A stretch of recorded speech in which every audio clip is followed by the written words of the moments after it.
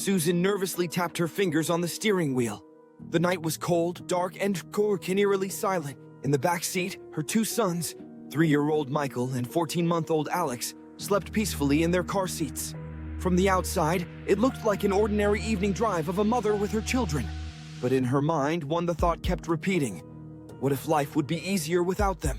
She shifted the car into neutral, stepped out, and slowly pushed it forward. The wheels started rolling smoothly towards the water. One breath, one step back, and the vehicle, like a heavy weight, slipped into the lake. A short, hoarse scream sounded from inside, but was quickly drowned out by the splash. Within seconds, only lazy ripples remained on the surface. 3 hours later, Susan was sobbing in front of the police. The next day, the entire country would see her on television, pleading for the return of her children. And 9 days later, she would confess that she had known their whereabouts all along. Susan Smith was born on September 1971 in Union, South Carolina. She was the youngest of 3 children and the only daughter in the family. Her childhood was far from happy. In 1907, her father, Harry, took his own life when she was just 6 years old. This was a devastating blow that she struggled with for years. She found solace in collecting coins and frequently listening to recordings of her father's voice, as if trying to keep his presence in her life. Her mother, Linda, later remarried Beverly Russell, a respected man involved in a religious organization. However, behind closed doors, he was far from what he seemed. When Susan turned 15, he began making advances towards her. In desperation, she confided in her school counselor, who reported the situation to her mother. Linda confronted her husband, and he admitted to the abuse, promising never to do it again. But his promises were empty. Before long, he resumed his inappropriate behavior. Susan found herself trapped, without support or a way out. These events left a deep psychological impact on her.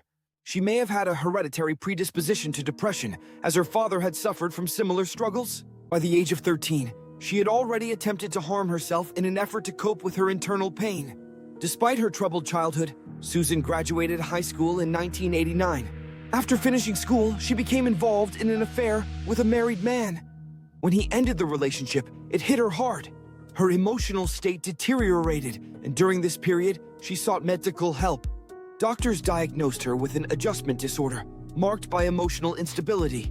Despite her mental health struggles, in 1991, 19-year-old Susan married 20-year-old David Smith after becoming pregnant with their first son, Michael. However, their marriage soon began to fall apart. This story remains one of the most shocking tragedies in U.S. history. What drove Susan to commit such a horrifying act? How did her life unfold afterward? Share your thoughts about this story in the comments. They both worked at the Winn-Dixie supermarket, and soon after their firstborn arrived, their second son, Alexander, was born in 1993. However, their family life was far from ideal. David was raised under the strict teachings of Jehovah's Witnesses and faced deep emotional struggles. In the same year they got married, he lost his brother to Crohn's disease, and his father attempted suicide. The accumulating psychological issues inevitably affected their relationship. Susan and David frequently separated, but always ended up getting back together. In 1994, during one of their breakups, Susan started dating a man named Tom, who was considered one of the most eligible bachelors in town. He was the son of her boss, and Susan hoped she had finally found a stable relationship. But her expectations were not met. Tom was not ready for serious commitments with a woman who already had children. Moreover, he felt their outlooks on life were too different, and her behavior raised doubts for him. In October 1994, Tom wrote her a letter explicitly stating their breakup. Later, he recalled that their last conversation took place on October 25th of the same year. During this conversation, he learned that David had information that could become public. It was later revealed that Susan had continued her relationship with her stepfather. In response, she tried to humiliate Tom by implying that he allegedly had an unusual relationship with his father. Enraged, Tom demanded that she leave his house immediately. Just 3 hours later, a tragedy occurred. On the same day, October 25th, 1994, Susan contacted emergency services, claiming that an unknown man had hijacked her car with her children in the back seat, 3-year-old Michael and 14-month-old Alexander. She stated that the attacker got into her vehicle when she stopped at a traffic light, pushed her out, and drove away. In a panic, Susan ran to the nearest house and asked them to call the police. For the next 9 days, she actively appealed to the public through television, pleading for help in bringing her children back. Her tearful statements moved millions of people, and the media closely covered the search efforts. But soon, inconsistencies started emerging. Investigators noticed that the traffic light at the intersection where the alleged crime took place could not have turned red unless another vehicle was nearby. Additionally, with each new interrogation, Susan slightly altered details of her story.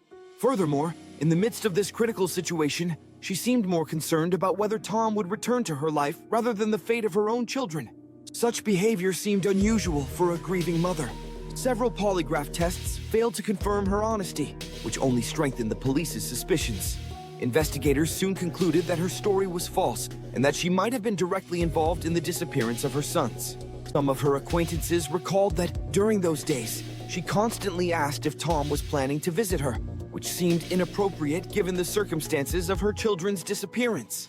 While the police and volunteers searched for her sons, it appeared that Susan was more preoccupied with her personal life. Her husband, David, despite all the inconsistencies in her statements, continued to believe in her innocence. He even tried to help her pass a polygraph test by advising her on how to focus her thoughts correctly. However, all the tests only reinforced the suspicions of the investigation. Despite this, David criticized the police, believing they were wasting time interrogating her instead of looking for the real culprit. On November 3, 1994, an unexpected turn of events occurred. Susan finally confessed. She told investigators that on October 25th, she had driven to the lake, intending to drown herself along with her car, but changed her mind at the last moment. She left the vehicle in neutral and watched as it slowly rolled into the water. Susan pinpointed the exact location of the car. When divers arrived, they discovered the vehicle with the bodies of Michael and Alexander inside. Both children were still strapped into their car seats. One of the seats was so close to the window that a tiny hand touched the glass. Later, it was revealed that investigators had initially doubted Susan's version, but lacked direct evidence of her guilt. They had even searched the same lake, but failed to locate the car, as they were looking just 10 meters from the shore, while the vehicle was actually submerged at a depth of 30 meters. No one expected it to have drifted so far. Susan's trial was not televised. The judge made this decision to prevent media influence on the proceedings, as had happened in the O.J. Simpson case. The defense argued that Susan suffered from mental illness due to traumatic events in her life, including her father's death and her stepfather's abusive behavior. They insisted that her actions were an attempted suicide along with her sons, but she had a last-minute change of heart. The prosecution, however, portrayed her as a manipulator who committed the crime solely because Tom refused to pursue a relationship with her, as he did not want to be involved with a woman who already had children. After 2 hours of deliberation, the jury delivered their verdict, guilty of first-degree murder. On July 22, 1995, the court sentenced her to life in prison with the possibility of parole after 30 years. The prosecution had pushed for a harsher sentence, but the jury took into account her troubled childhood. Susan is currently serving her sentence at Greenwood Prison in South Carolina.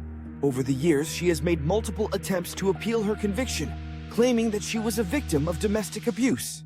However, her ex-husband strongly denied these allegations, and investigators found no supporting evidence. In 2020, Susan released a statement to the press, insisting that her actions were not premeditated and that her motives had been misinterpreted. She denied committing the crime in an attempt to maintain a relationship with Tom. However, all the evidence presented in court suggested otherwise. Susan claimed that her actions were unintentional and that she was in an unstable emotional state. But even in prison, she repeatedly violated rules. She was caught using illegal substances and engaging in inappropriate relationships with prison staff. One of the staff members later revealed that Susan herself had initiated contact and persistently pursued these relationships. In August 2024, Susan found herself at the center of another scandal.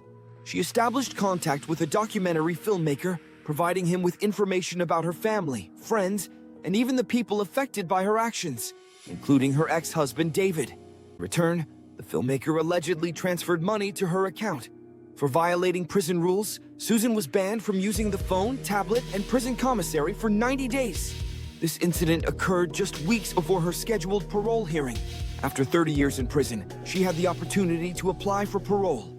At the hearing, her ex-husband David, the father of Michael and Alexander, spoke out. He stated that the past 30 years had been an immense struggle for him, but he was there to fight for the memory of his sons. David reminded the court that Susan had made a conscious decision that night, and her actions were neither a mistake nor an accident. According to him, she had never attempted to contact him or apologize for what she had done. In 1995, state laws allowed for parole eligibility after 30 years. However, David emphasized that this equated to just 15 years for each child, which he deemed an unjust sentence. He pleaded with the parole board not to release Susan, arguing that her crime was not a mere mistake, but a deliberate act. He pointed out that she had never shown genuine remorse, and that, as a father, he would continue to fight for his son's memory. Susan attended the hearing virtually. She tried to defend herself, claiming that she regretted her actions, but that nothing could be changed. When asked by the board, she stated that she had not been under the influence of drugs or alcohol on the night of the crime. Her attorney cited her work with psychologists, and Susan asserted that she intended to continue therapy if released. She also apologized to those involved in the investigation, particularly the divers who discovered the car with her children's bodies inside. She insisted that she had not tried to escape, but had been too scared to tell the truth. The parole board denied her request, but she will have another opportunity to reapply in 2 years. This decision reaffirmed that neither the court nor society was ready to allow her to return to a normal life. Despite her claims of remorse, her behavior in prison and the overwhelming evidence of premeditation told a different story.